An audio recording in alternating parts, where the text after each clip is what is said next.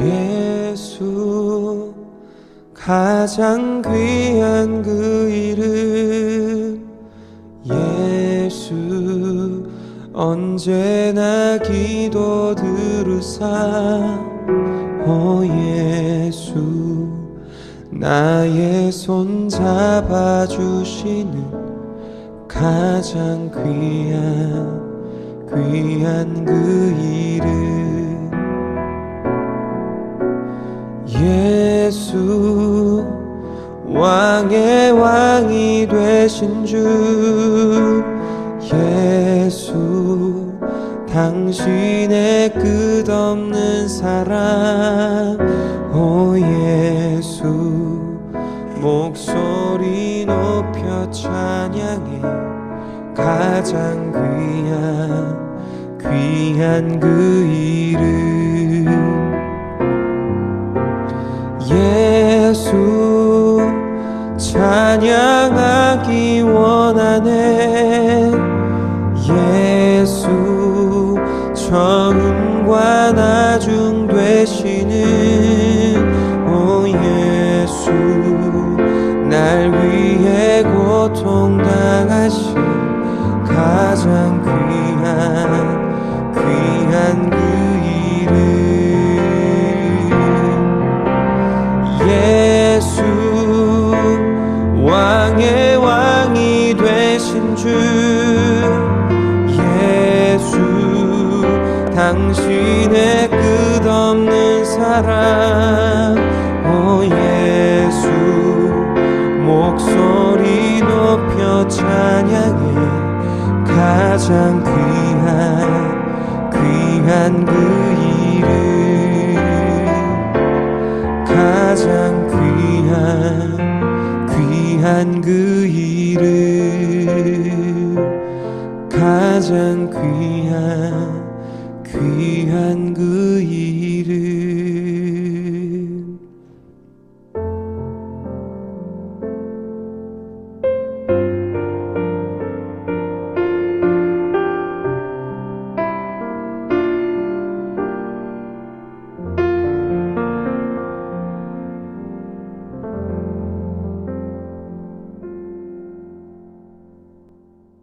할렐루야.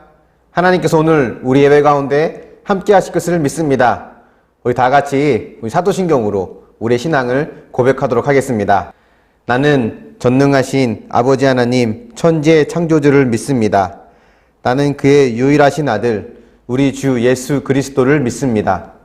그는 성령으로 잉태되어 동정녀 마리아에게서 나시고 본디오 빌라도에게 고난을 받아 십자가에 못 박혀 죽으시고 장사된 지 사흘 만에 죽은 자 가운데서 다시 살아나셨으며 하늘에 오르시어 전능하신 아버지 하나님 우편에 앉아 계시다가 거기로부터 살아있는 자와 죽은 자를 심판하러 오십니다. 나는 성령을 믿으며 거룩한 공교회와 성도의 교제와 죄를 용서받는 것과 몸의 부활과 영생을 믿습니다. 아멘. 하나님은 영이시니 예배하는 자가 영과 진리로 예배할지니라. 아멘. 우리 다 같이 함께 하나님을 찬양하며 예배의 자리로 나아가기 원합니다.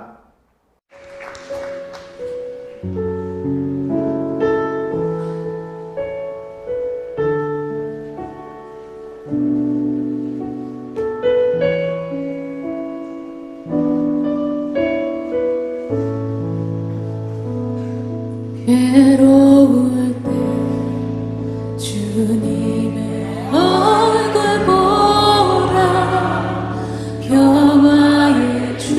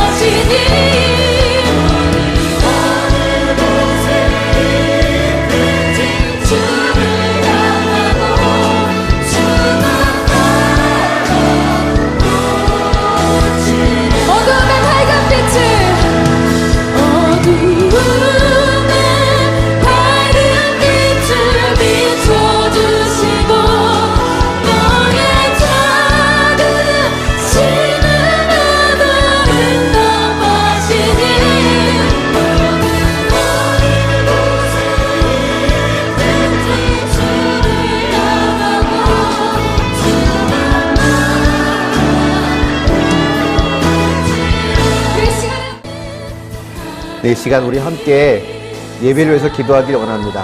하나님, 우리가 온라인으로 또 인터넷으로 또 가족끼리 모여 드리는 예배이지만 하나님, 이 예배 가운데 함께 해주셔서 우리가 예배당에 모여 다 같이 예배 드리는 그 이상의 큰 은혜를 경험할 수 있도록 하나님, 우리와 함께 해달라고, 또 찬양을 하며 또 말씀을 듣고 기도하는 모든 순간순간이 하나님을 전심으로 사랑하는 마음으로 주님께 영광을 돌리고자 하는 마음으로 온전한 예배의 자리로 나아갈 수 있도록 하나님, 우리 예배 가운데 함께해 주시옵소서.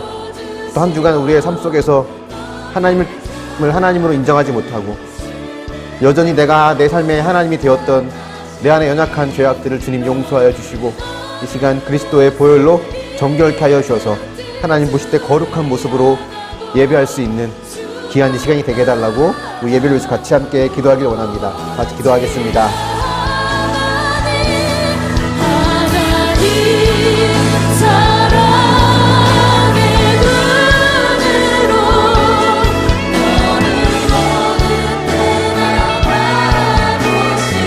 하나님 인자키로서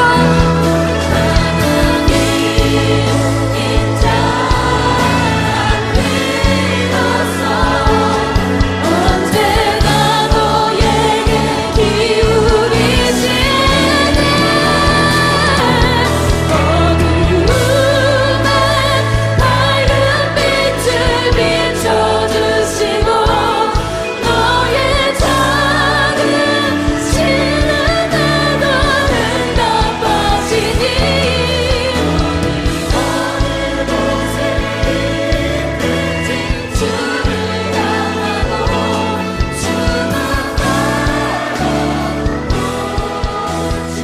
오늘 우리 예배 가운데 함께 하실 하나님을 찬양하며 이 모든 말씀 예수님의 이름으로 기도합니다. 아멘. 하나님 말씀은 창세기 29장 21절부터 27절까지 말씀, 창세기 29장 21절부터 27절까지의 말씀 함께 보겠고요. 또 창세기 32장 24절 29절까지, 창세기 32장 24절부터 29절까지 보겠습니다. 야곱이 라반에게 이르되 내 기한이 찼으니 내 아내를 내게 주소서. 내가 그에게 들어가겠나이다.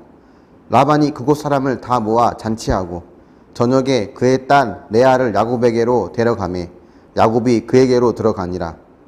라반이 또 그의 여종 실바를 그의 딸 레아에게 시녀로 주었더라. 야곱이 아침에 보니 레아라 라반에게 이르되 외삼촌이 어찌하여 내게 이같이 행하셨나이까? 내가 라헬을 위하여 외삼촌을 섬기지 아니하였나이까? 외삼촌이 나를 속이심은 어찌 됨이니이까? 라반이 이르되 언니보다 아우를 먼저 주는 것은 우리 지방에서 하지 아니하는 바이라. 이를 위하여 7일을 채우라. 우리가 그도 내게 주리니 내가 또 나를 7년 동안 섬길지니라. 아멘. 또 32장 24절부터 29절까지 말씀도 보겠습니다. 야곱은 홀로 남았더니 어떤 사람이 날이 새도록 야곱과 씨름하다가 자기가 야곱을 이기지 못함을 보고 그가 야곱의 허벅지 관절을 치매 야곱의 허벅지 관절이 그 사람과 씨름할 때에 어긋났더라. 그가 이르되 날이 새려하니 나로 가게 하라. 야곱이 이르되 당신이 내게 축복하지 아니하면 가게 하지 아니하겠나이다. 그 사람이 그에게 이르되 내 이름이 무엇이냐? 그가 이르되 야곱이니이다. 그가 이르되 내 이름을 다시는 야곱이라 부를 것이 아니요 이스라엘이라 부를 것이니 이는 내가 하나님과 및 사람들과 겨루어 이겼음이니라. 야곱이 청하여 이르되 당신의 이름을 알려주소서. 그 사람이 이르되 어찌하여 내 이름을 묻느냐 하고 거기서 야곱에게 축복한지라. 아멘. 할렐루야. 창세기에 주요 인물들이 나오죠. 아브라함과 이삭, 야곱, 요셉 같은 인물입니다. 그 인물들 중에서 야곱이 가장 많은 분량을 차지하고 있는데요.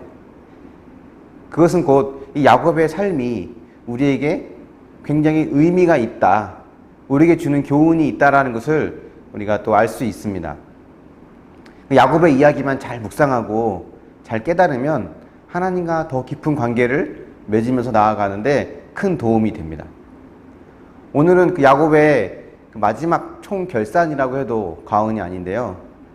아버지를 속이고 도망 나온 야곱이 어머니 리브가의 지시를 받아서 외갓집인 하란으로 도망 나갑니다. 야곱은 그 외갓집에서 20년을 지내게 되죠. 그 기간 동안 여러 명의 아내와 자식들을 두게 됩니다. 그리고는 그 가족들과 그동안 모은 가축들을 데리고 20년 만에 아버지 이삭이 있는 가나안 땅으로 그가 다시 돌아오게 됩니다. 빈손으로 또 홀몸으로 가나안 땅을 떠났던 야곱이 많은 식솔들을 데리고 또 많은 가축을 데리고 가나안 땅으로 돌아온다고 하는 것은 하나님께서 아브라함 때부터 약속하셨던 자손에 대한 약속, 땅에 대한 약속이 이 야곱에게 계속해서 이제 이루어지고 있다고 하는 것을 이제 보여주고 있는 거죠. 외삼촌 댁, 외가 댁에서 20년간 보내면서 야곱은 어떤 일을 겪었을까요? 이 질문을 하나님의 시각으로 바꿔 하면 이렇게 말할 수 있습니다. 하나님은 20년 동안 야곱을 어떻게 다루셨는가? 어떻게 훈련시키셨는가이죠. 여러분, 하나님은 그 언약을 신실하게 이행하시는 분입니다. 믿으십니까? 땅에 대한 약속, 자손에 대한 약속, 이 약속을 하셨으면 그 약속은 반드시 이루시는 분이에요. 그런데 여러분, 혹시 이런 생각 안 해보셨습니까? 아브라함에게 약속하신 그 약속을 이루어가기까지 하나님 너무 질질 끄신다. 너무 오랫동안 기다리게 하신다. 이런 생각 안 해보셨습니까? 아브라함에게 하신 약속이 있었지만 기껏해야 아브라함은 이삭 하나만 낳았고 이삭도 쌍둥이 둘밖에 낳지 못했어요. 그걸 보면 하나님이 참 약속을 하긴 하셨지만 그 약속을 이루기까지는 참 긴 시간이 필요하다는 것을 우리가 생각하게 되는데요. 하나님이 신실하다고 하는 것은 단순히 하나님은 그 약속을 반드시 이루시는 분이다 라는 것만을 의미하지는 않습니다. 하나님이 왜 그 긴 시간을 기다리게 하실까요? 그것은 그 약속을 또는 그 축복을 감당할 수 있는 준비가 아직 덜 되었기 때문에 그런 거죠. 그러니까 하나님이 신실하다고 하시는 것은 내가 그 언약의 축복을 받고 누리기에 부족함이 없도록 나를 끊임없이 훈련시키시고 바꿔가시고 나를 다듬어 가시는 이 일을 하나님은 결코 포기하지 않는다라는 것을 말하는 겁니다. 여러분, 다윗에게 사무엘이 왕이 될 거라고 했는데 다윗이 곧바로 왕이 되었나요? 그렇지 않죠. 사울에게 쫓김 당하면서 광야에서 10수년을 보냈습니다. 바로의 억압 아래에 있던 이스라엘 백성들이 하나님의 은혜로 그들이 애굽에서 탈출하여서 홍해 바다를 건넜습니다. 그렇다면 그들이 곧바로 젖과 꿀이 흐르는 가나안 땅으로 들어갔나요? 그렇지 않죠. 40년간의 광야 생활을 경험했습니다. 그러니까 하나님은 부족한 나를 끝까지 책임지시고 준비시키는 분이라는 거예요. 그래서 우리는 결코 하나님을 이겨먹을 생각하면 안 됩니다. 하나님을 이길 수가 없어요. 우리가 보고 있는 이 고집세고 이기적인 야곱도 기어코 변화시키신 하나님은 결코 우리가 이겨먹을 수 있는 분이 아닙니다. 하나님께서 20년간 야곱에게 어떤 것을 경험하게 하고 싶으셨을까요? 그 첫 번째는 이겁니다. 야곱이 자기의 죄를 보기를 하나님은 원하셨다는 겁니다. 내가 어떤 인간이었는지, 내가 어떤 사람이었는지를 하나님은 야곱이 알기 원하셨어요. 사실 오늘 이 야곱의 스토리는 여러 장에 걸친 긴 이야기를 다 다루는 부분이라서 이 전체를 다 읽어봐야 하지만 분량이 너무 많아서 간단하게 읽었습니다.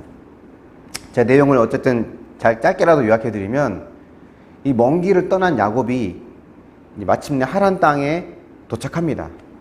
그 하란 땅 입구에 있는 우물가에 도착을 한 거예요. 근데 그곳에서 앞으로 결혼하게 될 라헬이라고 하는 여인을 만납니다. 우물에서 자신의 신부감인 라헬을 만나는 이 장면은 사실 어디서 많이 본 익숙한 장면 아닙니까? 그렇죠. 이삭의 신부인 리브가를 만났던 그 장면이 똑같이 연출되고 있는 거예요. 아브라함의 종이 하나님의 인도를 받아서 이 우물가에서 리브가를 쉽게 만났습니다.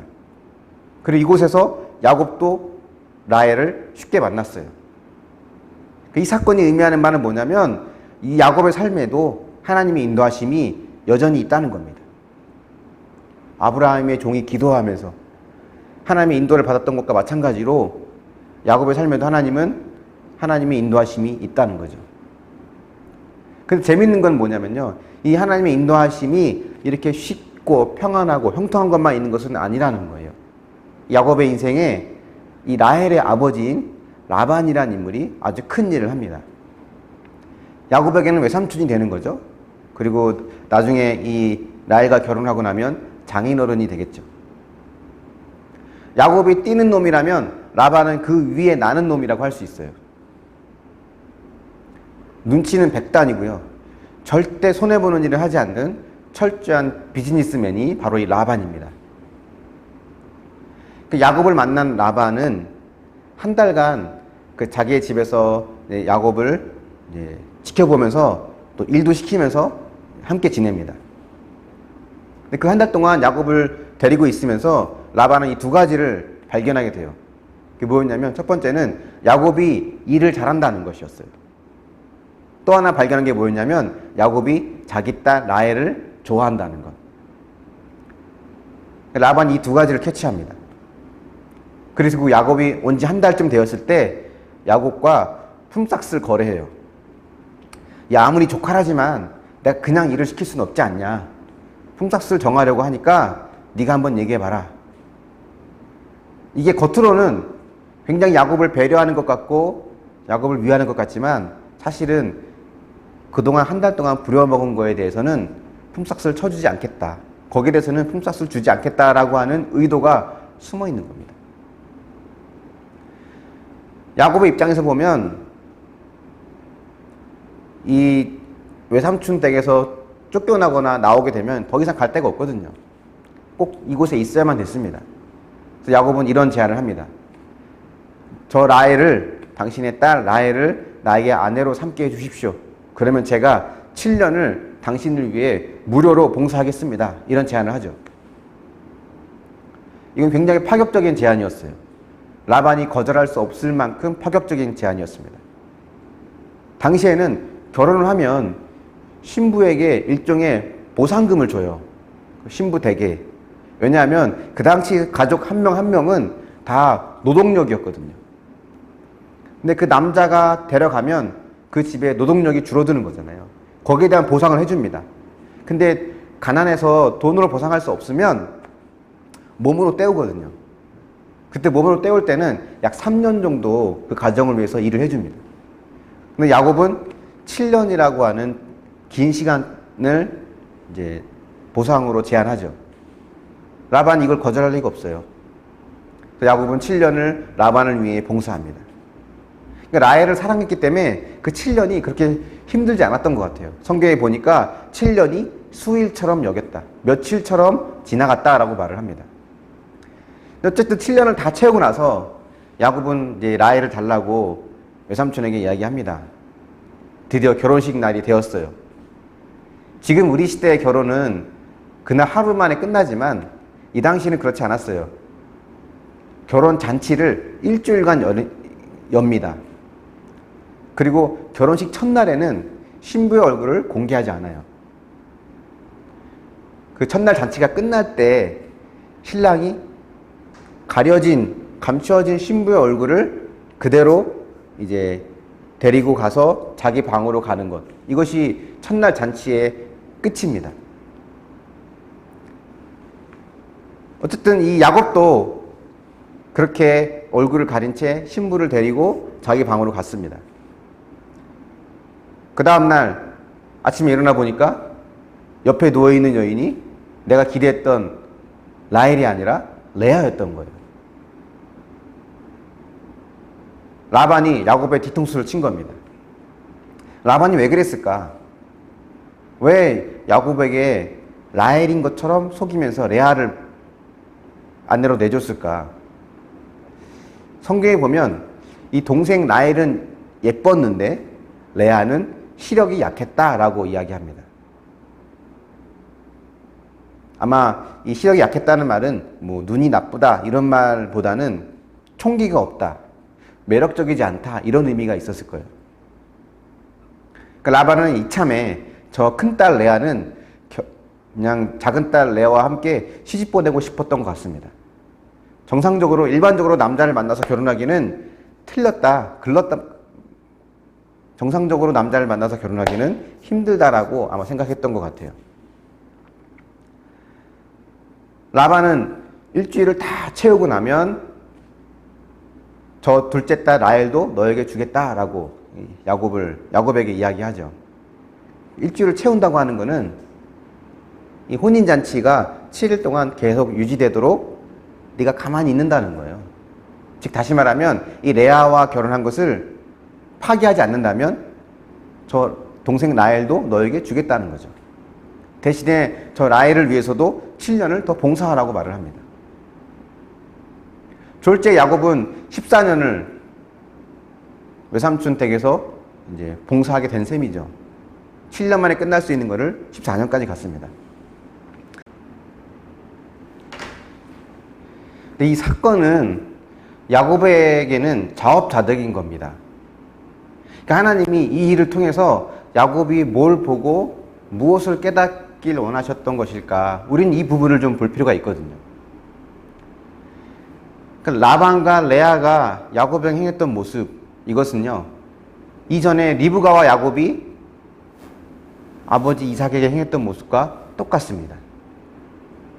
눈이 어두웠던 이삭을 속여서 애서인 척했던 이 야곱, 이제는 그가 자기 자신의 눈을 가려서 신부를 보지 못하게 하고 라헬인 척하는 레아와 또 그것을 조종했던 라반에게 그대로 지금 당하고 있는 거예요.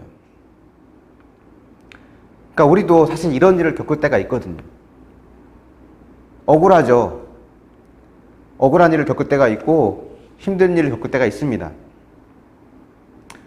근데 그때 우리가 가져야 될 반응은 무엇일까? 보통 우리는 나는 피해자고 저쪽은 가해자다라는 프레임에서 벗어나지 못합니다. 왜냐면 나는 속았거든요.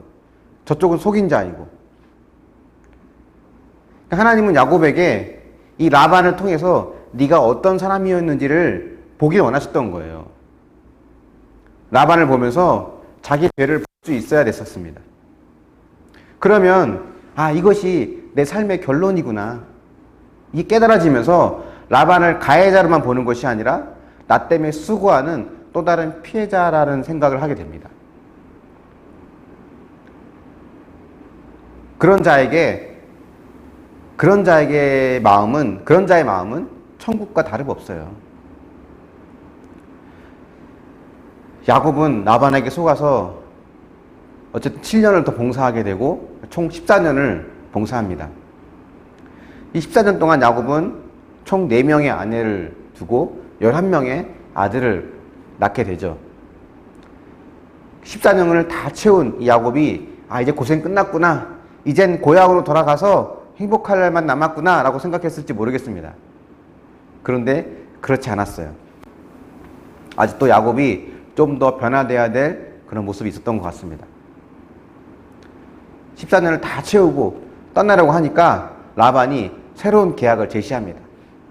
야, 이제 재계약하고 새롭게 살아보자. 네가 한번 네 품삯을 한번 정해봐라. 그 말을 듣고 야곱이 이렇게 제안을 해요. 염소 중에 얼룩이 있거나 점이 있는 것은 내 것으로 하고 양 중에서 검은색은 내가 갖겠습니다. 그 외에 나머지 것들은 외삼촌이 가지십시오. 제가 이 모든 양을 돌볼 텐데 이 중에 얼룩 있고 점 있고 검은색은 제가 갖겠습니다. 라반 입장에서는 뭐 손해볼 계약이 아니었습니다. 왜냐하면 얼룩 있고 점 있고 검은색은 그렇게 흔하지 않았거든요. 그래서 계약을 하고 나서 이 라반이 어떤 사람이었냐면 얼마 남지 않은 얼마 없었던 얼룩과 점 검은색의 그 염소와 양을 그냥 다 가져가 버려요. 자기가. 남아있는 것들은 그 외의 것들만 남은 겁니다. 다 라반 것만 남아있는 거예요. 이 중에서 다시 얼룩 있고 점 있고 검은색이 나올 확률은 낮은 거죠. 그러니까 라반이 이런 사람이었어요. 근데 야곱이 또 가만히 앉아서 당할 사람은 아니죠. 야곱의 이름이 뜻이 뭡니까? 발목을 잡고 나왔다는 뜻이잖아요. 이 말은 늘 그는 싸워서 이겼다는 걸 말해요. 그가 갖길 원했던 것, 그것은 싸움을 하든 빼앗든 수단과 방법을 가리지 않고 그는 그걸 마침내 얻고야 말았다는 걸 말합니다. 야곱은 이렇게 행합니다. 버드나무와 살구나무 가지의 껍질을 벗겨서 건강한 양이나 염소가 있을 때 그 앞에 이렇게 꽂아 놓아요. 그러면 그 앞에서 이제 새끼를 가지면 얼룩 있고 점 있고 검은색의 그런 양과 염소가 나올 거라고 야곱은 믿었던 것 같습니다. 근데 물론 이것이 과학적인 근거가 있는 것은 아니에요. 아마 그 당시에 민간 풍습 이런 거였던 것 같습니다. 예를 들면 우리 어렸을 때 예전에 어디 다치면 할머니들은 된장 바르면 낫는다고 했던 것처럼 그런 민간 요법 중에 하나이지 않았을까 그런 생각을 하게 돼요. 근데 하나님이 야곱을 사랑하시니까 그거에도 은혜를 주셔서 야곱이 했던 대로 기대했던 대로 얼룩무늬와 점과 검은색 양과 염소가 많아졌습니다. 그러면 또 라반이 와서 이렇게 얘기합니다. 야, 나 마음 바뀌었어. 다시 검은색 얼룩무늬 점 있는 건 내가 가질게. 그 외 건 네가 가져. 이거를요 라반이 10번을 뒤집은 거예요. 그 6년 동안. 그러니까 20년 동안, 총 20년이죠. 총 20년 동안 야곱이 라반 곁에서 이렇게 당하고 또 힘들게 살 수밖에 없었던 이유, 그가 그 곁에서 그렇게 묶임을 당했던 이유, 하나님 왜 그에게 그런 삶을 허락하셨을까? 그것은 라반을 통해서 너의 모습을 보라는 거거든요. 자기 죄를 보라는 거예요. 왜냐하면 그래야 회개를 할 수 있고 그래야 돌이킬 수 있기 때문에 그렇습니다. 야곱이 깨달아야 할 것은 뭐였다고요? 자기의 죄를 보는 것이죠. 한번 묵상해 보십시오. 나의 죄를 보게 하는 사건은 무엇이 있습니까? 그 사건 속에서 여러분의 죄를 보고 있습니까? 아니면 여전히 나는 피해자고 저들은 가해자라는 생각에 머물러 있습니까?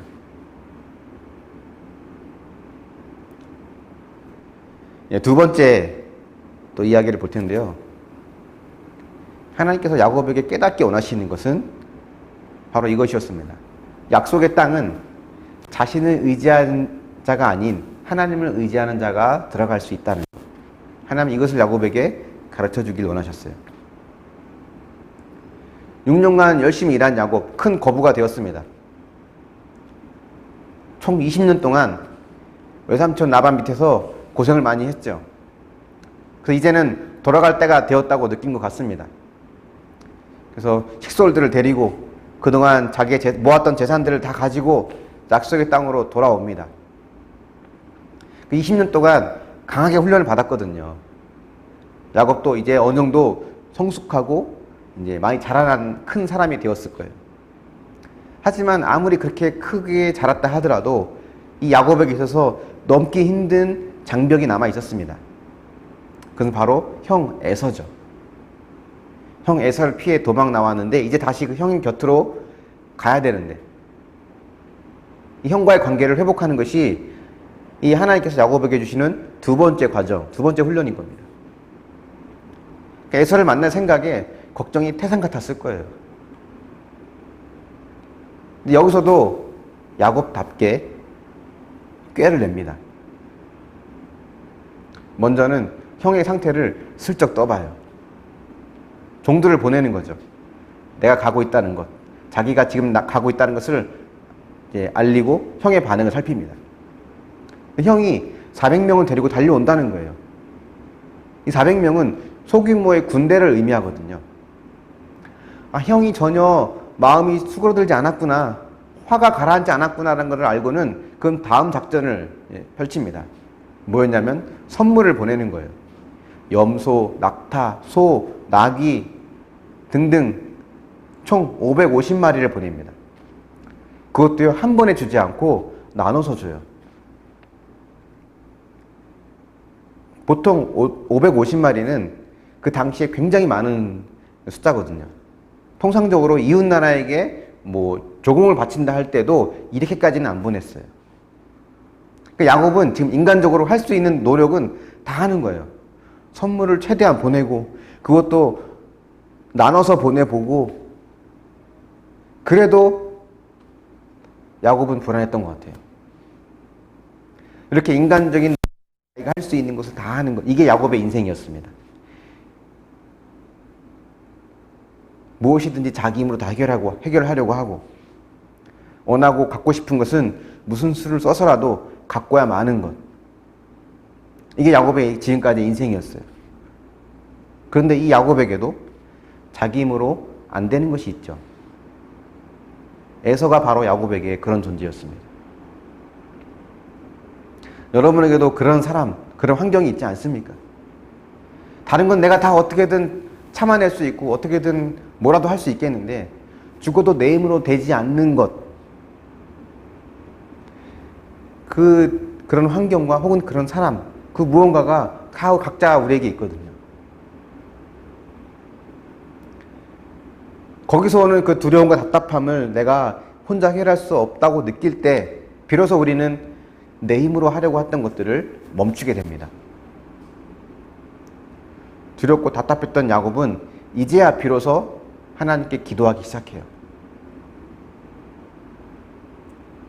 32장 7절부터 12절이 그 야곱의 기도예요.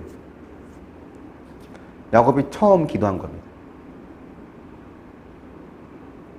근데 이 기도의 응답이 뭔지 아십니까? 야곱이 여전히 불안하니까 다 보냈거든요. 자기는 맨 뒤에 남았어요. 근데 누가 갑자기 와서 누군지 알 수 없는 누군가가 야곱에게 씨름을 이제 겁니다. 씨름을 하는 거예요. 밤이 새도록 했습니다. 에서가 보낸 자객인가? 혹 강도인가? 누군지 알 수 없는 그 사람과 밤새도록 야곱은 씨름합니다. 근데 이 씨름하는 모습이 야곱이 지금까지 살아온 인생의 모습을 보여주는 거예요. 우리는 그 뒷이야기를 알기 때문에 이 사람이 누군지 알 수 있죠. 이 야곱과 씨름한 이 사람은 천사 혹은 하나님 자신이라고 우리가 보통 생각을 합니다. 하나님께서 야곱에게 오셔서 야곱과 씨름하는 거예요. 야곱은 늘 지지 않고 싸우는 삶을 살아왔거든요. 여기서도 지지 않으려고 합니다. 야곱이 끝까지 꺾이지 않으니까 하나님은 야곱의 허벅지 관절을 쳐서 그 관절이 어긋나게 합니다. 25절 말씀 보면 이렇게 되어 있어요. 자기가 야곱을 이기지 못함을 보고 그가 야곱의 허벅지 관절을 치매 야곱의 허벅지 관절이 그 사람과 씨름할 때 어긋났더라. 히브리 원어를 보면요, 관절을 친다라고 하는 이 단어가 살짝 터치한다는 뜻의 단어예요. 그러니까 살짝 터치하는 것만으로도 관절을 어긋나게 하는 이 사람. 그러니까 야곱이 이 사람이 지금까지 힘이 없어서 나를 이기지 못한 것이 아니었구나. 힘을 쓰지 않고 있으니까 내가 나를 이기지 못하고 있었구나라는 것을 야곱이 알게 되고, 그렇다면 이 사람이 누구인가? 평범한 사람이 아닌 초자연적인 존재라는 것. 야곱은 이 사람이 하나님이라는 것을 알게 됩니다. 30절에 나오는 야곱의 고백을 보면 그 사람이 하나님이라고 고백하거든요. 그래서 야곱은 그 씨름하는 상대에게, 하나님에게 축복을 달라고 요청합니다. 하나님은 그 자리에서 바로 축복을 주지 않으세요. 왜냐하면 야곱이 아직 축복을 받을 만한 준비가 되지 않았거든요.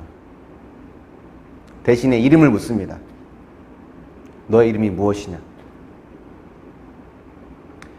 그러니까 하나님이 야곱이 축복을 받을 수 있는 준비가 되게끔 지금 작업을 하시는 겁니다. 복을 달라고 할 때 덥석 복을 줄 수 없어요. 왜냐하면 준비되지 않은 자에게는 그게 복이 아니라 오히려 독이 됩니다. 그 이름을 묻는 것은 그 사람의 본질, 그 사람의 존재를 묻는 거거든요. 너는 누구냐라는 거예요. 너의 본질은 무엇이냐라는 겁니다. 야곱이 제 이름은 야곱입니다 라고 말을 하죠. 통성명하는 것이 아니라 너란 존재는 어떤 존재냐라는 질문에 야곱은 저는 속이는 자이고 싸워서 뺏는 자이고 내 힘으로 원하는 것은 무엇이든지 얻고야 마는 그런 사람이었습니다. 야곱의 자기 고백, 또 야곱의 자기 죄를 고백하는 것입니다. 그러자 하나님이 이렇게 말씀하시죠. 너는 더 이상 야곱이 아니다. 너는 이제 더 이상 속이는 자, 싸워 빼는 자가 아니라는 거예요. 너는 이제 이스라엘이라는 겁니다.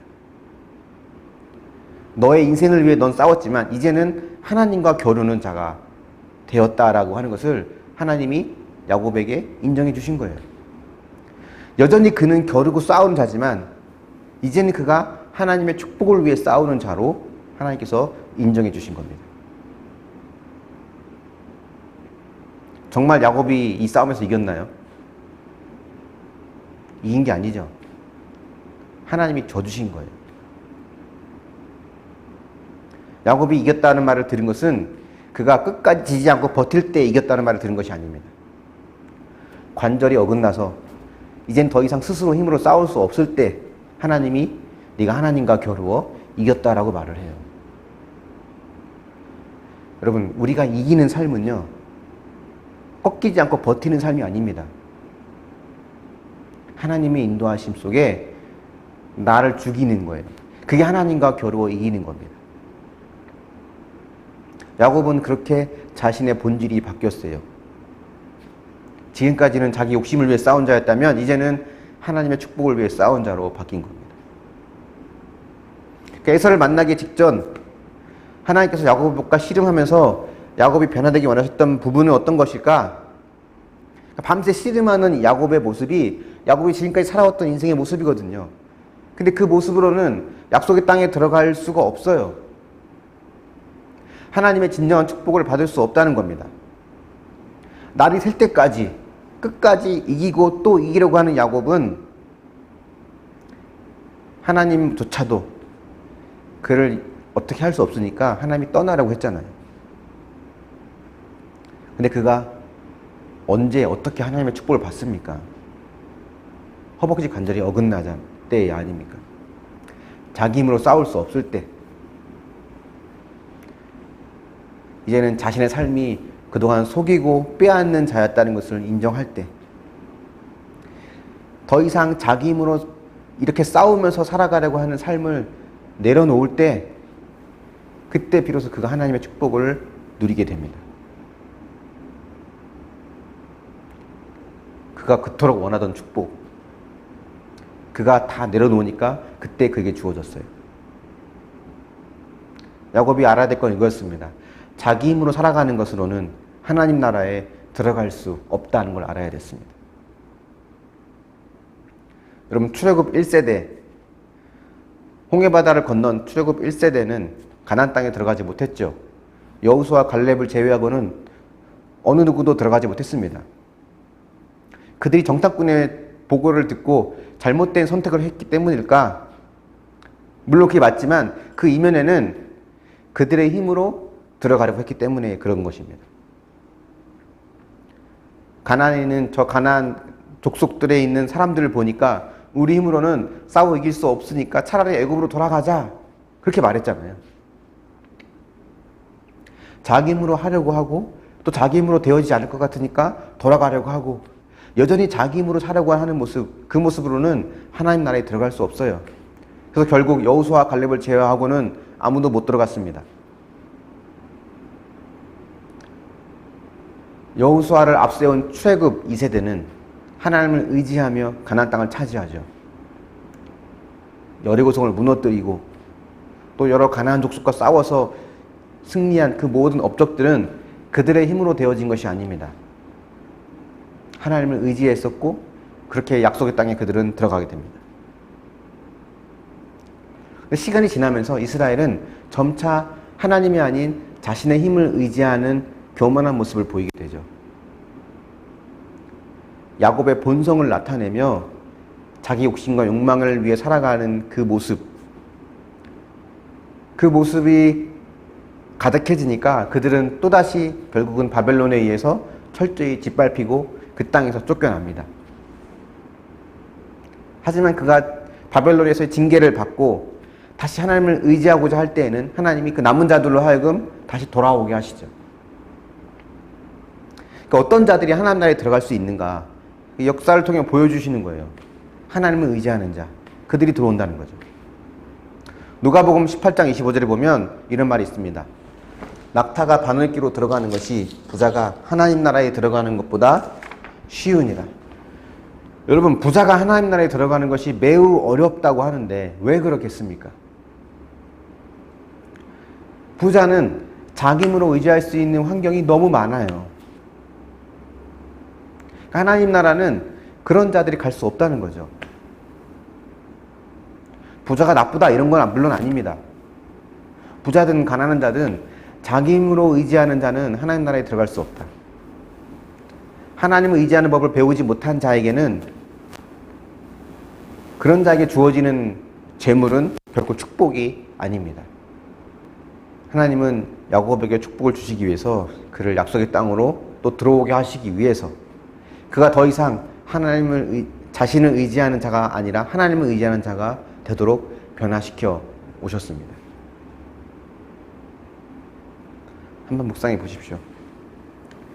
축복을 바라고 기대하기 이전에 하나님을 의지할 믿음이 있다는 것을 여러분 확신하십니까?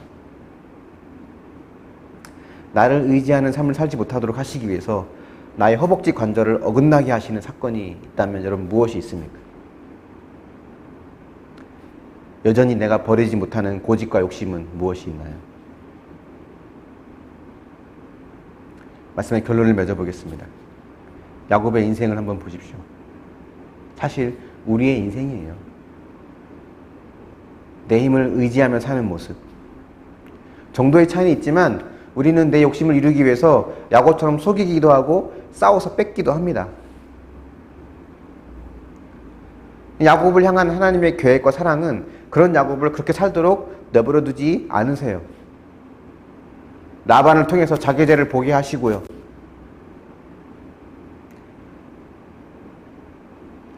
자기 죄를 보는 게 사실 핵심이거든요.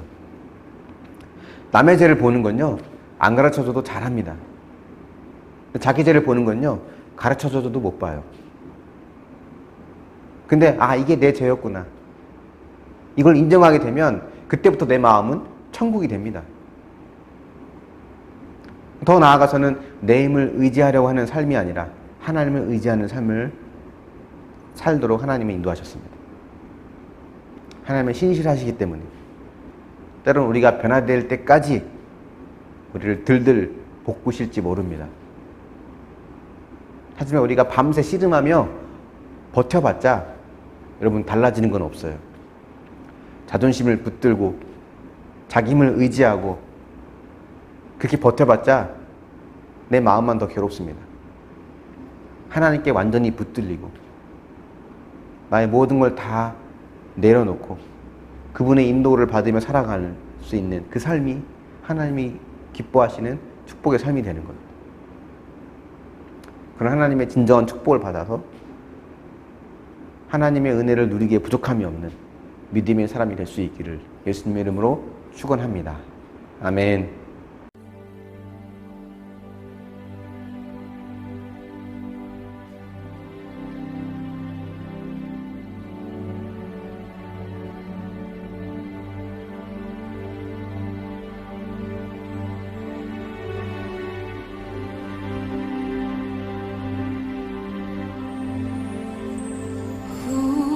우물가의 여인처럼 난 구했네.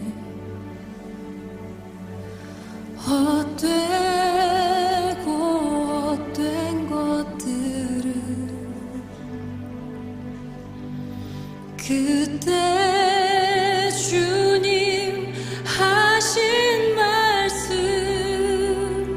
내 샘에와 생수를 마셔라.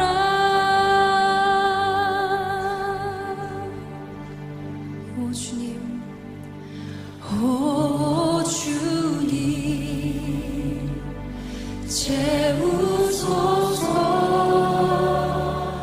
나의 잠을 높이 듭니다. 하늘 양식 내게 채워주소서. 넘치도록 채워주소서. 오 주님 채우소서. 오 주님 채우소서. 나의 잠을 높이 듭니다. 하늘 양식 내게 채워주소서. 넘치도록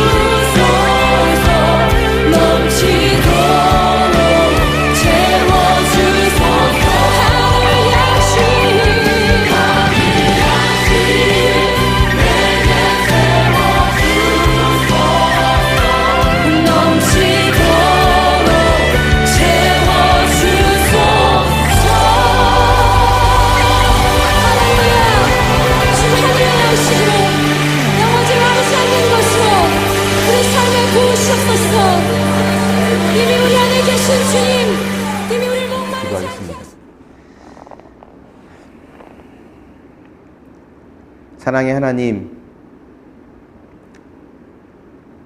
여전히 야곱처럼 내 욕심대로, 내 뜻대로 살아가는 삶이 바로 나의 모습이라는 것을 주 앞에 고백합니다. 라반을 통해 하나님 야곱의 죄를 보기 원하셨던 것처럼 하나님 저의 죄를 볼 수 있는, 내 안에 숨겨진 죄를 볼 수 있는 믿음의 눈을 열게 하여 주시옵소서.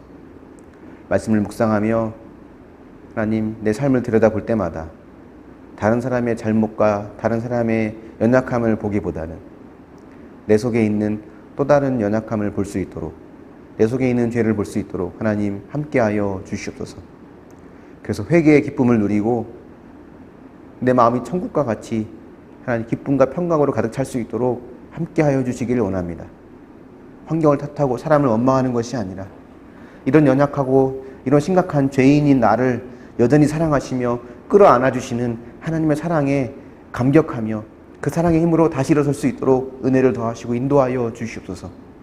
주님, 이제는 더 이상 내 힘을 의지하는 자가 되지 않길 원합니다. 하나님만을 의지하는 자가 되어지기 원합니다. 하나님, 하나님이 아닌 다른 것을 의지하려 한다면 주님 날마다 깨닫고 내려놓고 하나님의 보시기에 진정한 축복을 누릴 수 있는 그런 믿음의 사람이 될 수 있도록 인도하여 주시옵소서. 지금은 나를 위해 십자가에서 죽어주신 우리 주 예수 그리스도의 크신 은혜와 영원 전부터 함께 하시는 하나님 아버지의 무궁하신 사랑하심과 늘 우리를 도우시고 인도하시는 성령님이 함께 하시는 역사가 오늘도 주의 말씀을 듣고 날마다 나의 죄를 보며 하나님만을 의지하며 살기로 결단하는 모든 주의 백성들을 머리 위에 그들의 가정과 교회와 직장과 이 나라와 민족과 열방들 위에 이제부터 영원까지 함께 있을지어다. 아멘.